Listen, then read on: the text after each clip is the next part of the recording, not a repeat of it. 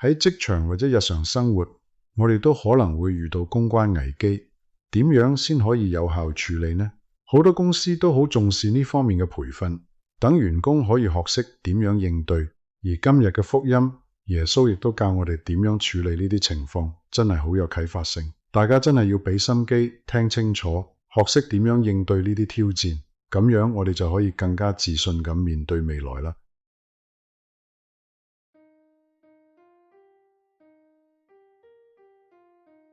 那時，耶穌聽到約翰去世的消息，便悄悄地坐船離開那裏，來到一處偏僻的荒野。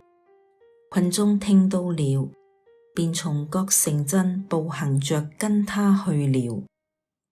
所以他一上岸，便看見大批群眾，他很憐憫他們，並治好了他們的病人。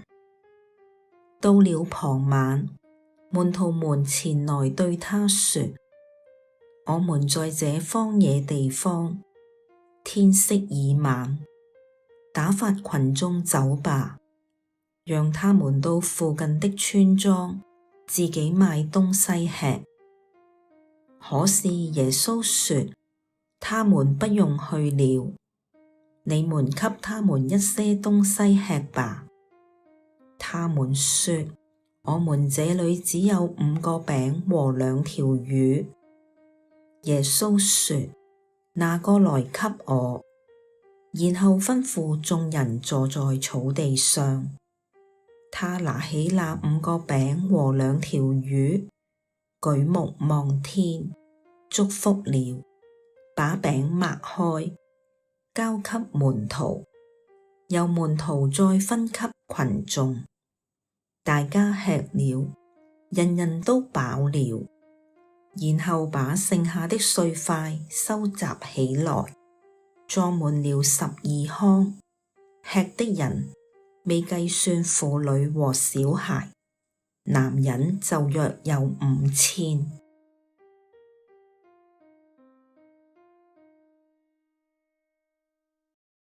呢段福音唔單止係講緊一個神蹟，更加係一個關於思維轉變嘅小故事。我哋喺生活或者工作上，係咪都成日好似門徒咁，遇到挑戰嘅時候，第一反應都係我冇時間，我冇資源，我做唔到，不如算啦。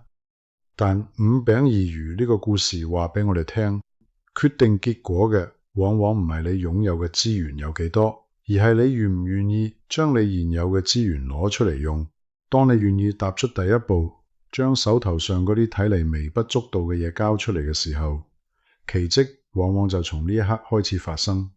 就好似傳福音咁，你手頭上嘅5餅2魚，可能就只係你嘅一個故事、一句關心，或者一份大膽開口嘅勇氣。